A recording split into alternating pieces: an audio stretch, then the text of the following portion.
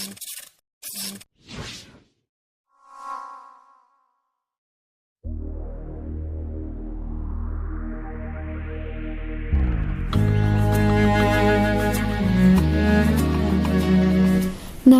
Novi Ismi Sabiroh NIM T 2019-7107.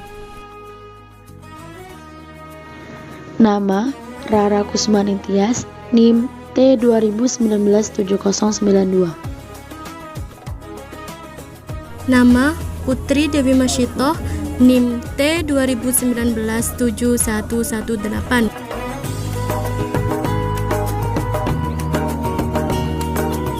Warahmatullahi wabarakatuh.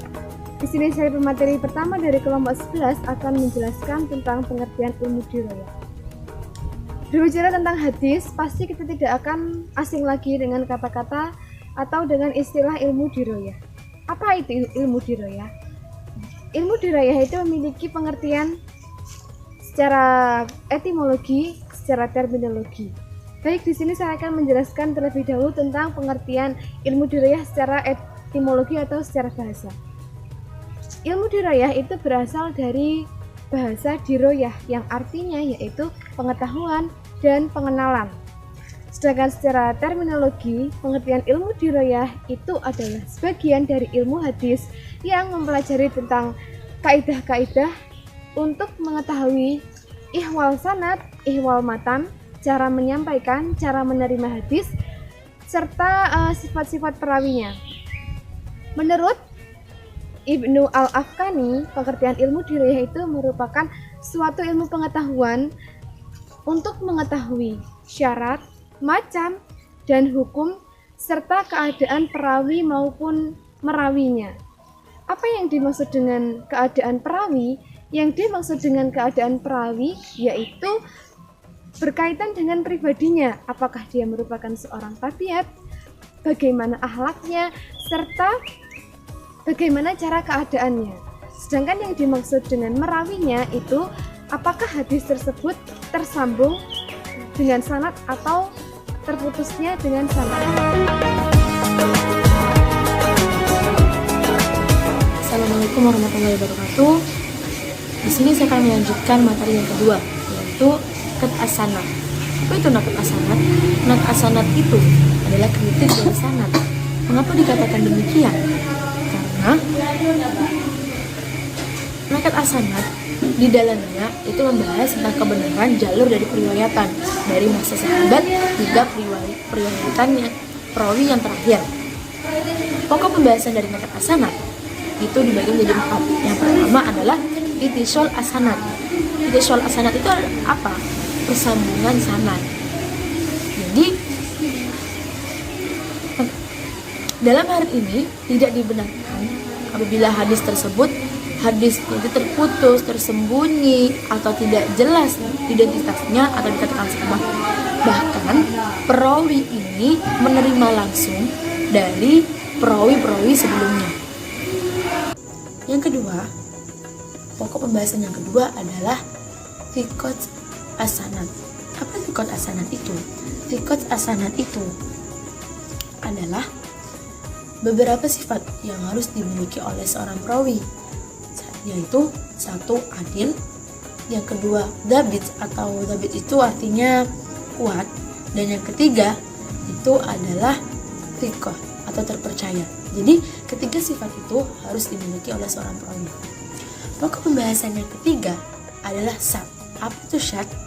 Syad itu kejanggalan yang ada dalam sanad. Seperti contoh, hadis yang diriwayatkan oleh seorang perawi yang thiqah, dan tetapi hadis tersebut menyendiri dan bertentangan dengan hadis-hadis yang diriwayatkan oleh thiqat yang lainnya. Seperti itu. Pokok pembahasan yang terakhir adalah ilat. Apa itu ilat? Ilat itu cacat yang terdapat atau cacat yang tersembunyi dalam sebuah hadis, tetapi tidak kelihatan dari kesempurnaan hadis itu. Jadi hadis itu terlihat sempurna dan baik, tetapi sebenarnya di dalamnya itu ada sedikit kecacatan.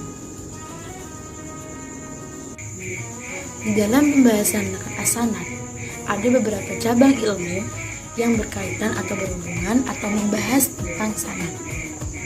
Itu yang pertama, ilmu al-jarh wa at-ta'dil. Apa itu? Itu adalah ilmu yang mempelajari tentang ikhwal para perawi dengan menyoroti keburukan dan kesolehannya. Kedua adalah ilmu rijal al-hadis. Apa rijal al-hadis itu? Rijal al-hadis adalah ilmu yang mempelajari tentang keadaan perawi dan perilaku kehidupan perawi tersebut, mulai dari kalangan sahabat, tabi'in, dan tabi'in. Bagian dari ilmu rijal al-hadis adalah ilmu tarikh rijal al-hadis. Ilmu ini membahas perihal para perawi yang menekankan pada aspek-aspek tertentu seperti tanggal kelahiran, garis keturunan, terus jumlah berapa hadis yang sudah diriwayatkan, dan selanjutnya adalah membahas tentang murid-muridnya. Yang ketiga adalah ilmu tabaqat arwah. Apa itu ilmu tabaqat arwah? Ilmu tabaqat arwah adalah ilmu yang menentukan dan membahas keadaan periwayat berdasarkan pengelompokan tertentu. Berikut tadi adalah penjelasan dari nakat as-sanad yang sudah saya jelaskan secara singkat. Apabila ada kesalahan, mohon dimaafkan. Wa akhiran, wassalamualaikum warahmatullahi wabarakatuh. Bismillahirrahmanirrahim. Assalamualaikum warahmatullahi wabarakatuh. Di sini saya akan melanjutkan penjelasan dari pemateri sebelumnya dan saya akan membahas sedikit tentang nakat al-matan. Apa sih nakat al-matan? Nakat al-matan yaitu ma yantahi ilaihi sanadu minal kalami. Maksudnya yaitu kalimat setelah berakhirnya sanad dalam suatu hadis. Nah, nakat al-matan itu terdapat pokok-pokok pembahasan. Yang pertama yaitu kejanggalan dari segi redaksi. Nah, kejanggalan ini terjadi karena adanya keragaman redaksinya yang menimbulkan kontradiksi, kemudian dapat diatasi dengan dianalisis kekuatannya dan konteks dari masing-masing hadis tersebut. Nah, untuk yang kedua yaitu fasad al-makna. Apa itu fasad al-makna? Fasad al-makna yaitu kecacatan pada makna hadis yang bertentangan dengan indera, dengan akal manusia, dan juga nas Al-Quran. Dan yang paling parah lagi yaitu bertentangan dengan fakta sejarah yang terjadi pada masa Rasulullah Sallallahu Alaihi Wasallam. Untuk yang ketiga yaitu kata-kata yang gharib. Kata-kata yang gharib adalah kata-kata yang asing. Maksud dari kata-kata yang asing adalah kata-kata yang tidak bisa dipahami berdasarkan makna secara umum. Selanjutnya yaitu cabang-cabang ilmu hadis diroyah yang berkaitan dengan matan. Yang pertama yaitu ilmu gharib al-hadis. Apa itu ilmu gharib al-hadis? Ilmu gharib al-hadis yaitu ilmu yang membahas masalah lafal atau kata yang terdapat dalam matan hadis dan sulit dipahami. Untuk ulama perintis di bidang ilmu gharib al-hadis ini adalah Abu Ubaidah Ma'mar bin Musanna at-Tamimi. Yang kedua yaitu ilmu tawarikh al-matun. Apa itu ilmu tawarikh al-matun? Yaitu ilmu yang mengkaji waktu terjadinya suatu hadis dan berguna untuk pembahasan nasih mansuh suatu hadis. Nah, ulama perintis di bidang ilmu tawarikh al-matun adalah Abu Hafiz Amr al-Bukhari. Yang ketiga yaitu ilmu asbab wurud al-hadis. Apa itu ilmu asbab wurud al-hadis? Yaitu ilmu yang membahas latar belakang sebab terjadinya suatu hadis. Nah, ulama perintis ini adalah Umar bin Muhammad. Yang keempat yaitu ilmu taklik al-hadis. Apa itu ilmu taklik al-hadis? Yaitu ilmu yang membahas cara menyelesaikan atau memadukan masalah dua hadis yang tampak saling bertentangan. Nah, untuk ulama perintis ini adalah Imam Syafi'i. Demikian penjelasan sedikit tentang Naqd al-Matan. Mohon maaf apabila ada kesalahan. Terima kasih. Wassalamualaikum warahmatullahi wabarakatuh.